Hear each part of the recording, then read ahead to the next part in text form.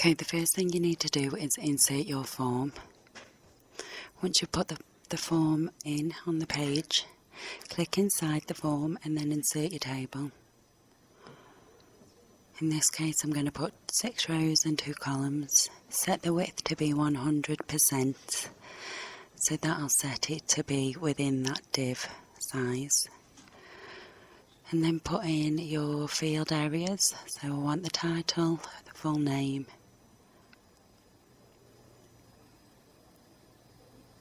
the gender, address,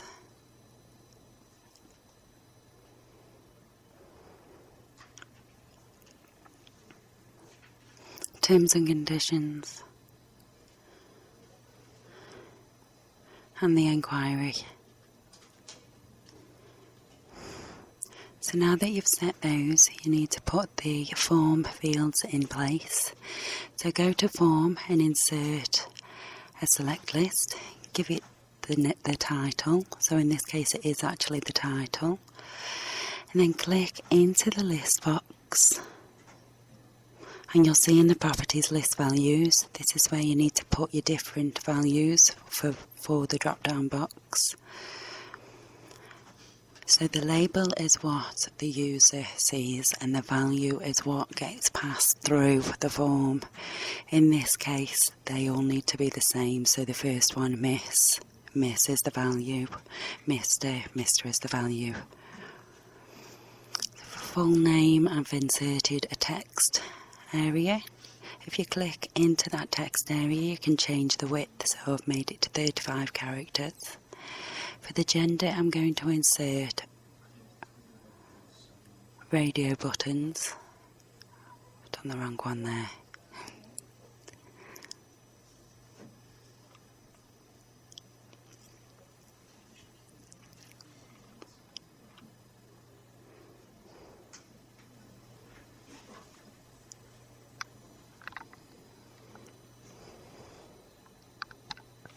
Okay, move the address box down to the address, and then here insert radio button, call it male, and then type male next to it, and then do the same again for female.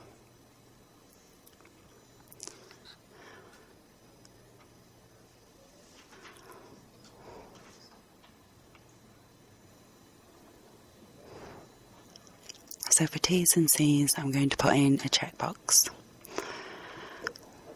I'll give it a name, which is I agree.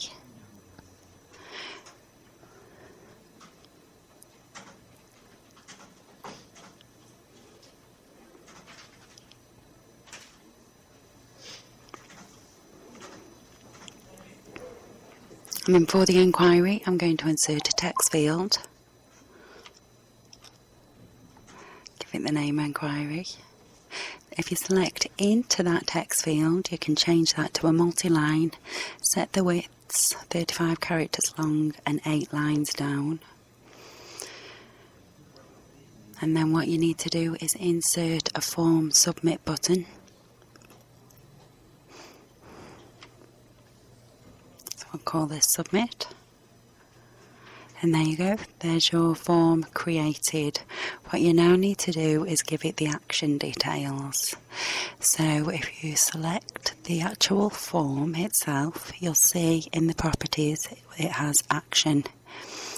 What you need to put in there is a mail to link to your email address. I'm just finding my email address.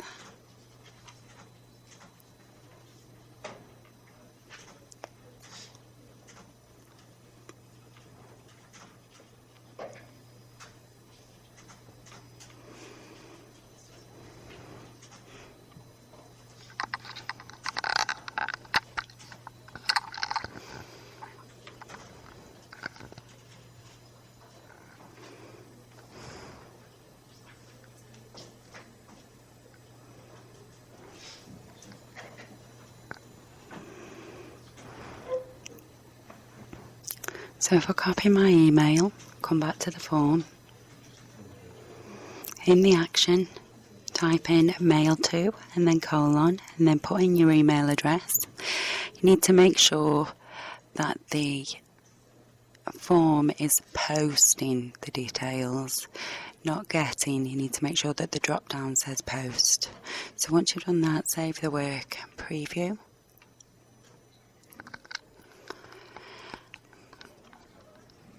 And this is the form through the browser.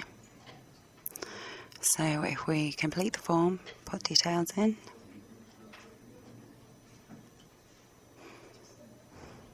You'll see on this form I've missed out the email address. What you would need to put in there is a text field. I'd recommend that you make it 45 characters long, as emails can be really long. So once you submit these details, it'll ask you if you want to send it via your email software package on the PC. There are limitations to using this type of form send, because if the person submitting the inquiry doesn't have email software, it will just hang there.